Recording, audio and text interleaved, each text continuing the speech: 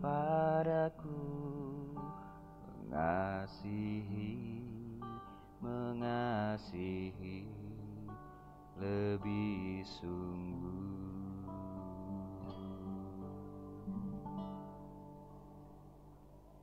Selamat sore, ibu-ibu, kaum perempuan yang dikasihi Tuhan. Kita berjumpa kembali di sore hari ini dalam persekutuan kaum perempuan. Dan sebentar tentunya kita akan membaca dan merenungkan firman Tuhan. Dan sebelum kita membuka Alkitab dan membaca firman Tuhan, mari kita bersatu diri di dalam doa. Mari kita berdoa.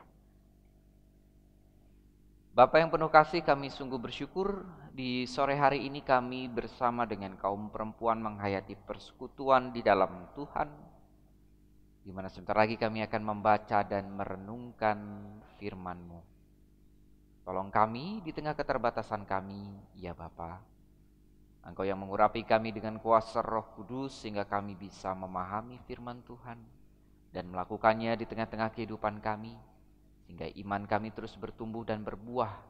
Bahkan di tengah-tengah situasi masa pandemi pada saat ini, hidup kami tetap menjadi berkat. Tuntun kami, ya Bapa. Di dalam nama Tuhan kami Yesus Kristus kami berdoa. Amin.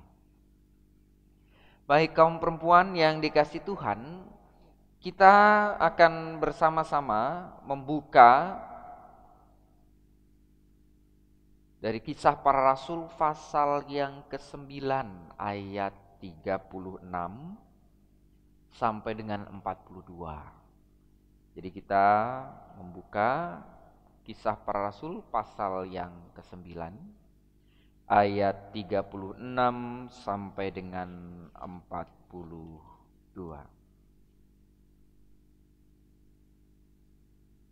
Baik, saya akan bacakan untuk kita semua.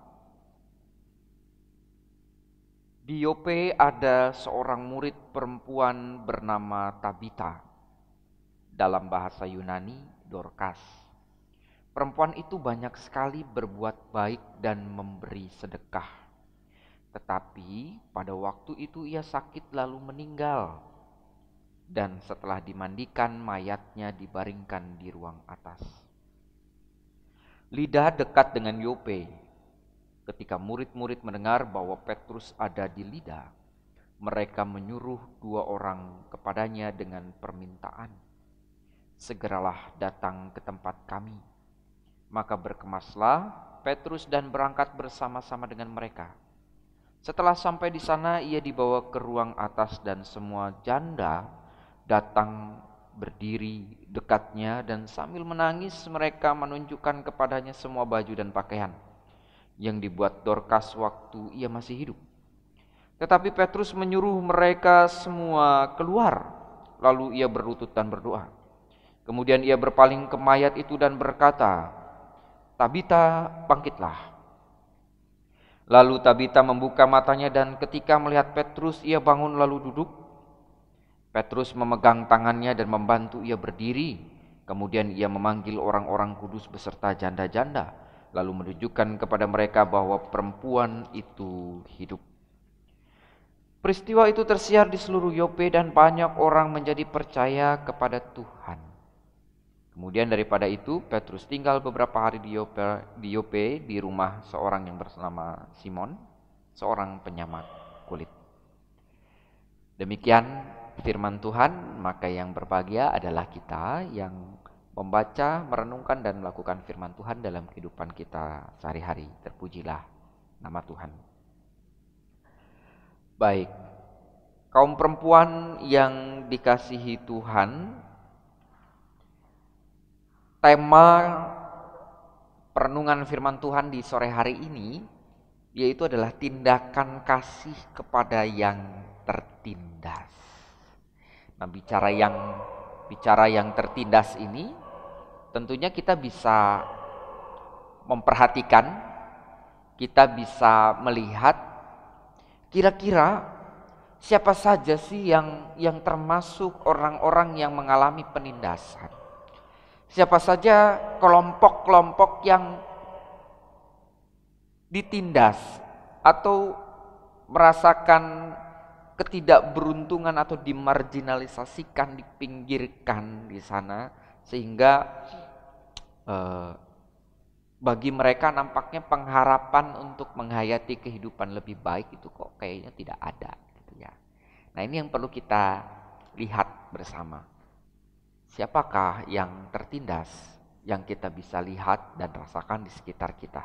Nah, dalam Kisah Para Rasul yang baru saja kita baca, di sini ada sebuah kisah tentang seseorang yang bernama Tabita atau Dorcas. Ya. Ini diinformasikan, ada informasi dari Kisah Para Rasul mengungkapkan kalau Dorcas ini adalah seorang perempuan yang banyak sekali berbuat baik dan memberi sedekah. Dikatakan di sini dia sakit, meninggal. Kemudian dibaringkan gitu ya di dekat ataupun di sebuah ruang di sana. Nah, menarik di sini bahwa ada Petrus di sana diungkapkan dekat di Lida gitu ya, dan di situ dekat Yope. Dan ketika murid-murid mendengar kalau Petrus ada di Lida, Petrus datang gitu ya. Atau tuh mereka menyuruh 2 orang kepadanya dengan permintaan, segeralah datang ke tempat kami. Jadi Petrus diminta untuk datang. Kemudian Petrus berkemas, berangkat ke Yope untuk menemui Tabita yang tentunya sudah meninggal di sana. Dan di sini ada peristiwa ataupun sebuah momen yang menarik ketika dibawa ke ruang atas. Di sana diinformasikan semua janda datang berdiri dekatnya. Jadi kesaksian dari Kisah Para Rasul mengungkapkan semua janda, berarti semua janda yang ada di Yope. Ya memang tidak diinformasikan ada berapa gitu ya. Namun nampaknya ini banyak gitu ya. Semua janda yang ada di Yope di sana datang berdiri dekat dengan Tabita, dekat dengan Dorcas itu sambil menangis.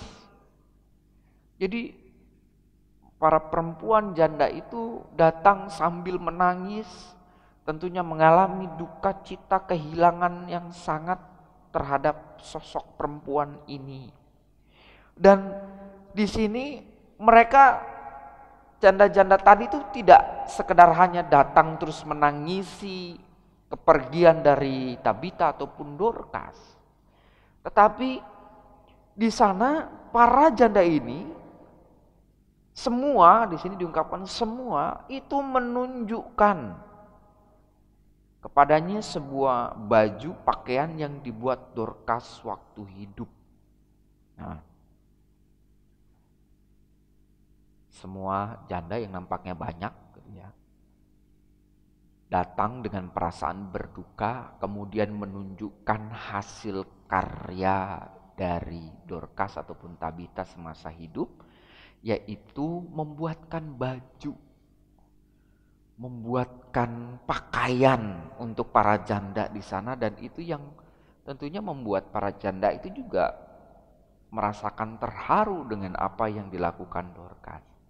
Nah, kita perlu lihat penggambaran janda pada saat itu tuh bagaimana sih. Jadi kaum perempuan yang dikasihi Tuhan, penggambaran para janda pada saat itu ataupun konteks yang seorang janda pada saat itu seringkali dipinggirkan gitu ya. Dalam struktur sosial dipinggirkan gitu ya.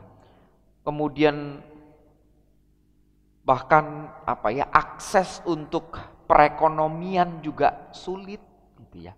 Mungkin kaum perempuan, ibu-ibu mengingat kisah Naomi, Ruth ya, di mana suami-suami mereka telah meninggal dunia, kemudian mereka harus kembali ke tanah kelahirannya, kemudian memungut jelai gitu ya di sana. Dan ini mau menggambarkan memang para janda pada saat itu untuk eh, memenuhi kebutuhan ekonominya itu sulit karena memang struktur patriarkal yang begitu kuat ketika bicara harta, bicara terkait dengan akses pekerjaan, ekonomi dan yang lain-lain itu dimiliki oleh pihak laki-laki. Sehingga pada saat itu ya para janda ya menjadi kelompok yang tertindas pada saat itu. Baik secara ekonomi di sini diungkapkan gitu ya, juga sosial tanpa ada perlindungan begitu ya, bahkan seorang janda di sana juga bisa mengalami ataupun jadi korban situasi yang terjadi pada saat itu gitu ya. Nah, ini yang dirasakan oleh para janda. Kondisi yang dipinggirkan, dikesampingkan, tertindas gitu. Namun ternyata dalam situasi seperti itu, walaupun mungkin Dorcas ataupun Tabita tidak bisa mengubah struktur yang dijalani pada saat itu, Tabita tidak bisa mengubah sistem sekaligus pada saat itu gitu ya. Namun Tabita memberikan hal yang terbaik yang bisa dilakukan di tengah-tengah situasi sistem struktur yang justru membuat orang lain tertindas. Ada orang-orang yang mengalami ketertindasan dan memang tidak bisa secara instan sistemnya dirubah, tapi Dorcas mengambil peranan di sana. Tabita memberikan peranan di sana dengan melakukan yang terbaik. Mungkin kita memandangnya mungkin sepele gitu ya. Atau ini Dorcas ataupun Tabita ini punya keahlian jadi tukang jahit, gitu ya, pembuat pakaian pada saat itu. Namun dia punya perhatian kepada orang-orang yang tertindas, kepada para janda itu, sehingga dibuatkannya lah pakaian-pakaian. Pakaian yang layak tentunya, bukan pakaian yang mungkin ya seadanya aja lah dan segala macam. Tapi tentunya ketika di sini diungkapkan para janda itu sungguh terharu, menangis di hadapan jenazah gitu ya, membawa pakaian hasil karya dari Dorcas. Ini kan berarti kan apa yang dilakukan oleh Tabita selama hidup, apa yang dilakukan oleh Dorcas selama hidup, ini berdampak untuk para janda. Memberikan angin segar, bahkan mungkin pengharapan di tengah-tengah sistem yang memang sulit untuk diubah pada saat itu. Ada sesuatu hal yang dilakukan dan ini menjadi bentuk tindakan kasih kepada kelompok-kelompok yang mungkin pada saat itu bisa jadi Tabita mendapatkan cemoohan juga, ataupun Tabita mendapatkan omongan-omongan yang mungkin nadanya pesimistis, ya buat apalah bikin begitu, toh ya tetap perempuan janda ya akan tetap jadi perempuan janda pada saat itu yang sulit untuk akses ke sana ke sini, bahkan direndahkan gitu ya.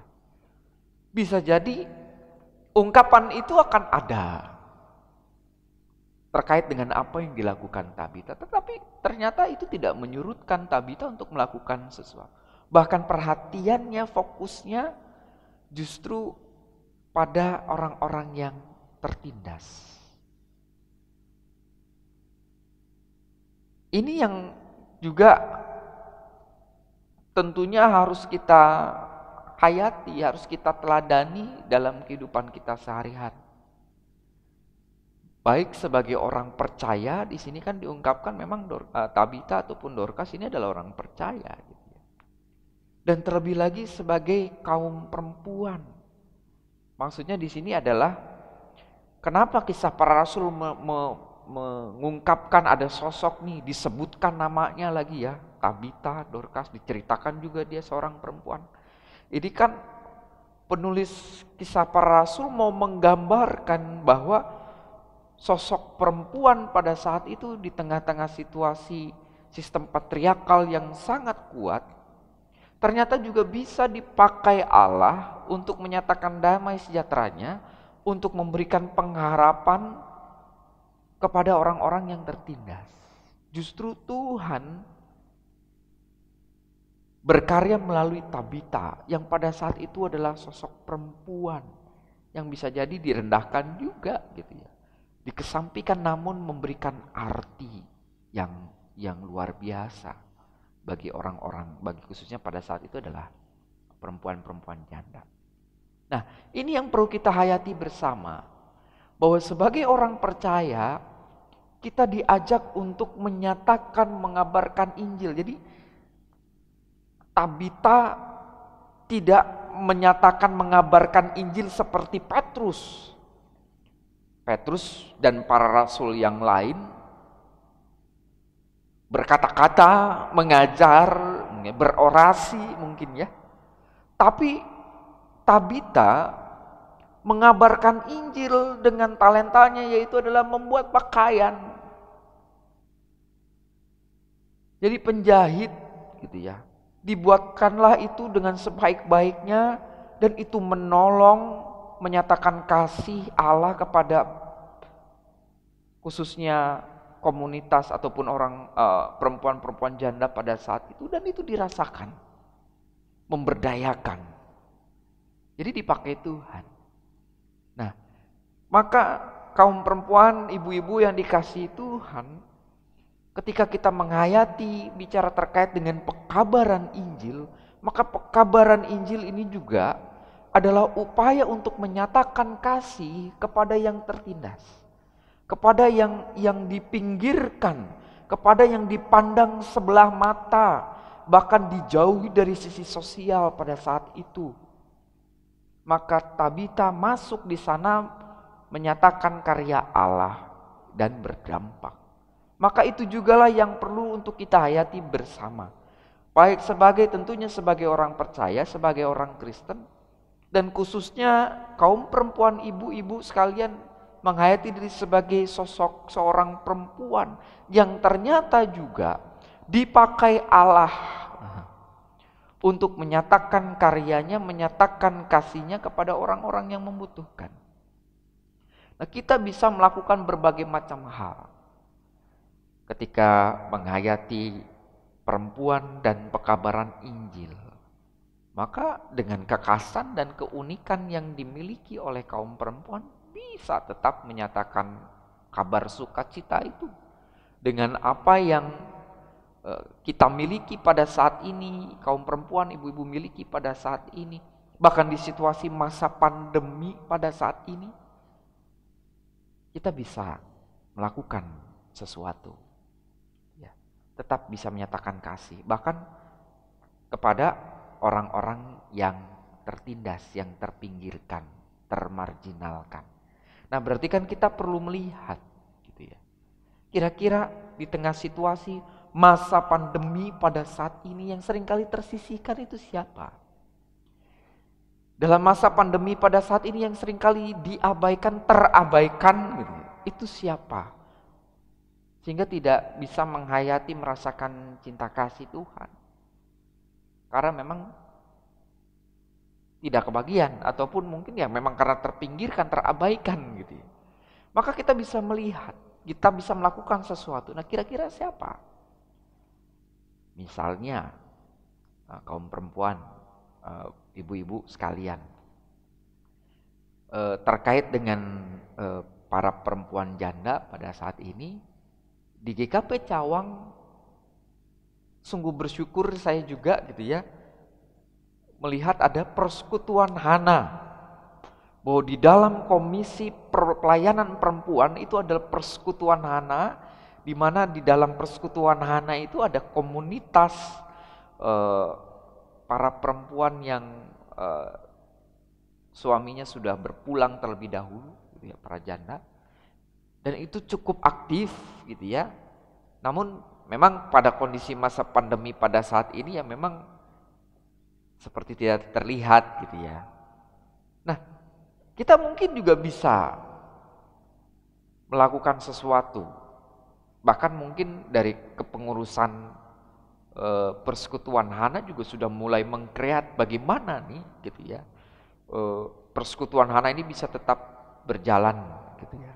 Karena memang ada secara kekhasan tersendiri terkait dengan apa yang dialami oleh perempuan Hana gitu ya. Bicara terkait dengan menjadi single parent, ataupun mungkin juga ada yang berjuang terkait dengan ekonominya sendiri dan yang lain-lain. Maka itu saya kira juga bisa kita melakukan tindakan kasih ke sana. Sesama kaum perempuan apalagi. Melakukan kegiatan-kegiatan bersama, saling menguatkan satu dengan yang lain. Misalnya itu. Namun puji Tuhan sudah ada wadahnya.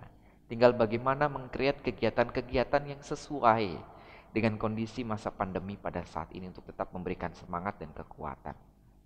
Kemudian siapa lagi?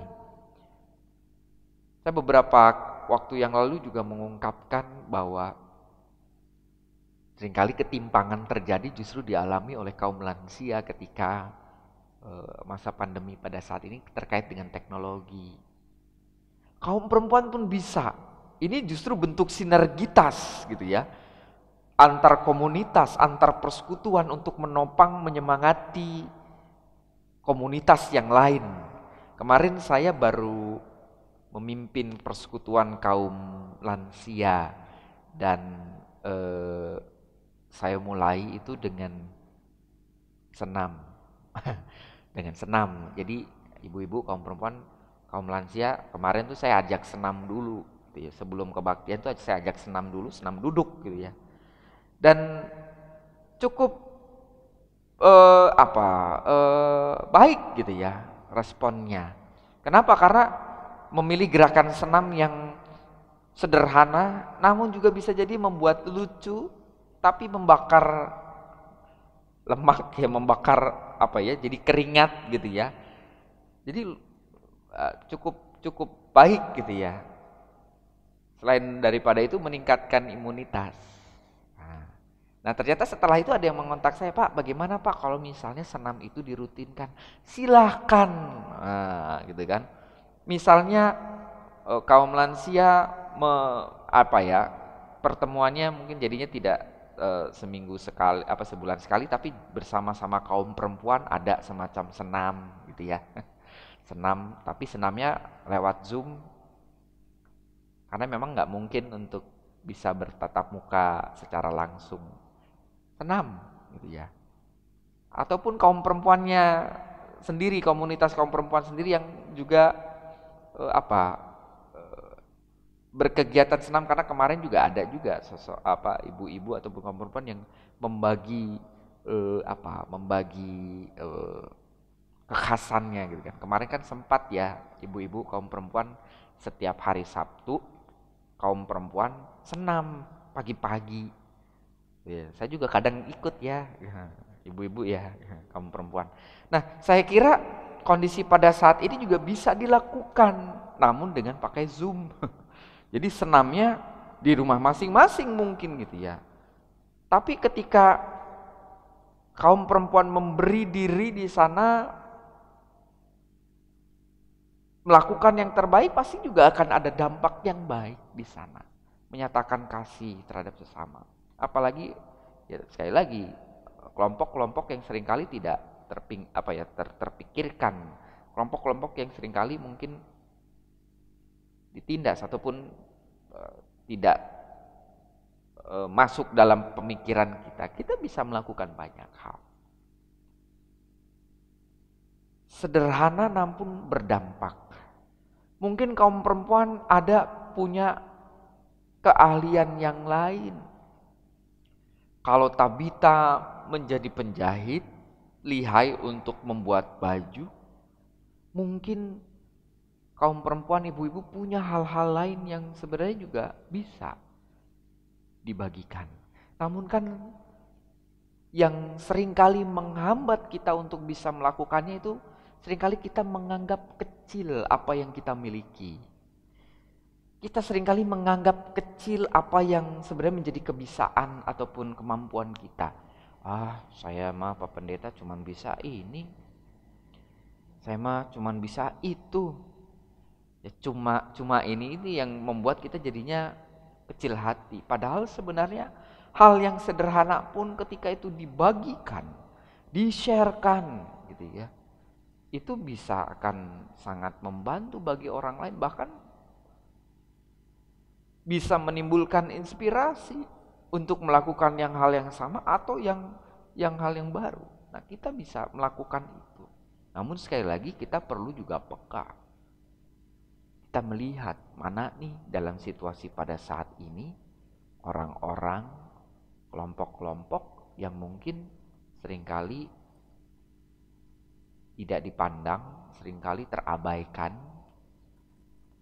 ataupun bahkan seringkali tidak menjadi sasaran dalam tugas panggilan gereja, persekutuan pelayanan kesaksian, karena keterbatasan-keterbatasan yang ada. Maka kaum perempuan punya kekuatan di sana, kaum perempuan dipakai Tuhan untuk bisa menyatakan kasih terhadap sesama. Nah, ini saya kira tidak akan bisa dilakukan kalau hanya tatarannya diterima kemudian ya dibiarkan begitu saja. Maksud saya begini, oh ya nanti setiap hari Jumat kebaktian via Zoom, iya gitu ya. Pemberitaan firman Tuhan disampaikan, namun tidak ada aksi lebih lanjut. Maka ya tidak akan bisa mengalami sebuah pergerakan. Bahkan apa yang ibu-ibu kaum perempuan dengarkan pada saat ini terkait dengan Tabita yang menginspirasi banyak orang, bahkan di sana memberikan dirinya bagi para perempuan janda untuk melakukan yang terbaik. Kalau itu tidak ditindaklanjuti dalam kehidupan kita sehari-hari, maka ya ini hanya menjadi menguap saja gitu ya. Namun saya kira ada banyak yang kita bisa lakukan. Tantangan, pergumulan pasti ada jalan keluarnya. Aduh, Pak Pendeta, saya mau membagi resep makanan saya ini gimana ya caranya? Saya rekaman susah, nggak bisa nih gimana? Pasti akan ada jalan keluarnya. Pasti nanti dibantu kalau misalnya ibu-ibu ternyata punya resep masakan masing-masing gitu ya. Kemudian mau dibagikan direkam saja gitu ya. Dan nanti mungkin akan dibantu gitu ya. Nanti bisa di-share. Kaum perempuan yang dikasihi Tuhan, kaum perempuan yang dikasihi Tuhan juga dalam melakukan tindakan kasih terhadap sesama juga bisa berwujudkan kesaksian. Kesaksian yang memberikan kekuatan, semangat bagi orang lain.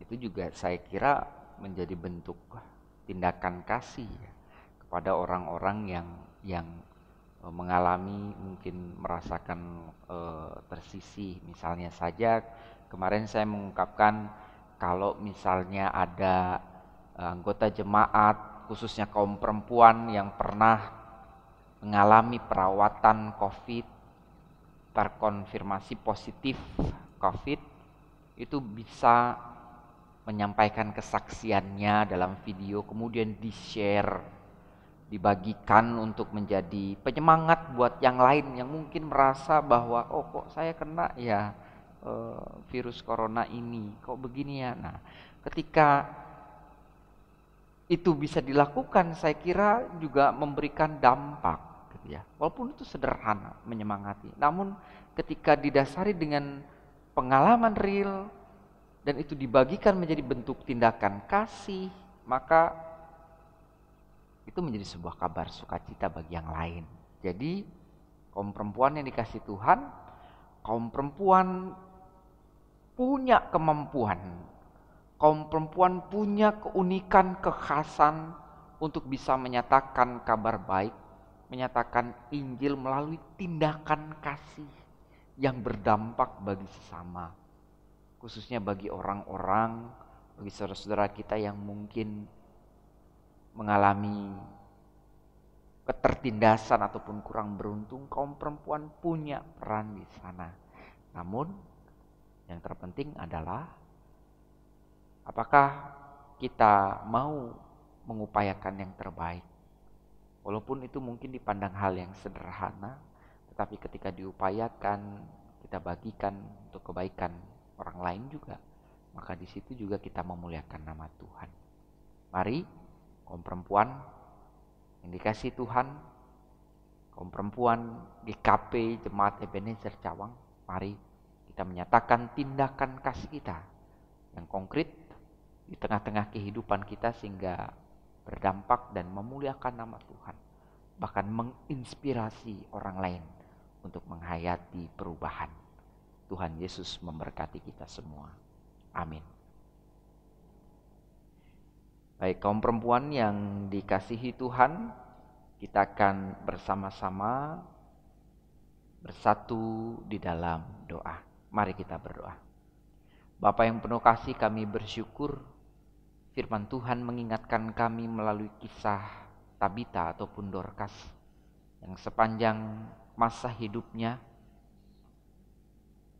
melakukan yang terbaik dengan apa yang dimilikinya, dengan apa yang menjadi kekasannya, membuatkan baju untuk para janda pada saat itu yang terpinggirkan, namun itu justru menjadi cara Tuhan untuk menyatakan kasih bagi mereka,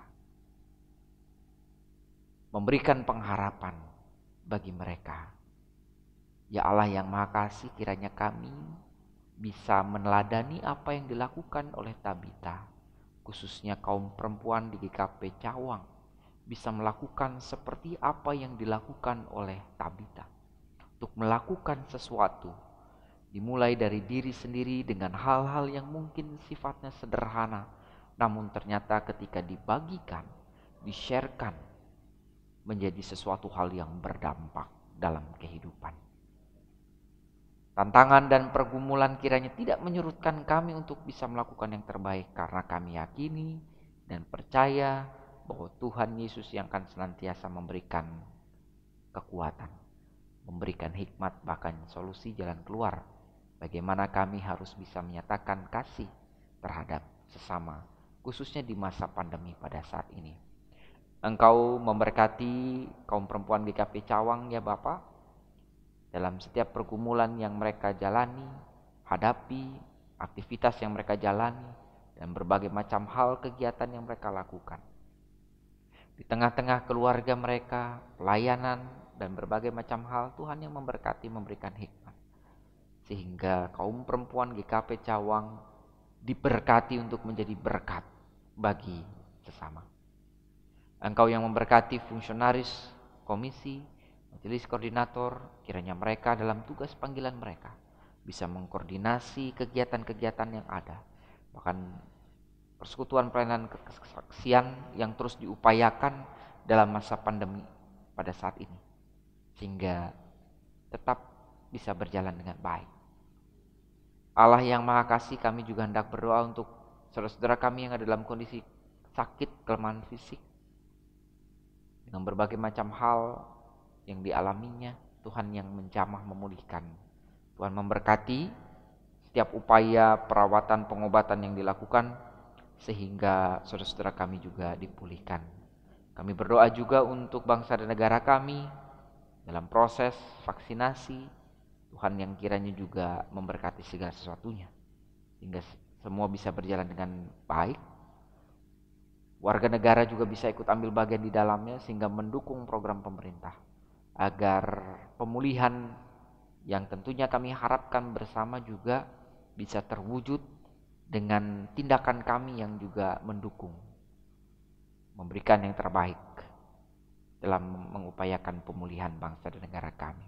Berkati pemerintah, Bapak Presiden, jajaran, kiranya diberikan kekuatan dan hikmat dalam menjalankan pemerintahannya. Allah yang Maha Kasih, ada banyak hal yang ingin kami sampaikan dalam syafaat kami. Namun kami menyadari keterbatasan kami dan kami yakini bahwa Engkau memberikan yang terbaik bagi kami semua. Inilah doa kami yang kami naikkan hanya di dalam nama Tuhan kami Yesus Kristus, dan kami akan bersama-sama berdoa seturut dengan doa yang Tuhan Yesus ajarkan kepada kami. Bapa kami yang di surga, dikuduskanlah namamu, datanglah kerajaanmu, jadilah kehendak-Mu di bumi seperti di surga. Berikanlah kami pada hari ini makanan kami yang secukupnya, dan ampunilah kami akan kesalahan kami seperti kami juga mengampuni orang yang bersalah kepada kami. Dan janganlah membawa kami ke dalam pencobaan, tetapi lepaskanlah kami daripada yang jahat, karena Engkau yang punya kerajaan dan kuasa dan kemuliaan sampai selama-lamanya. Amin.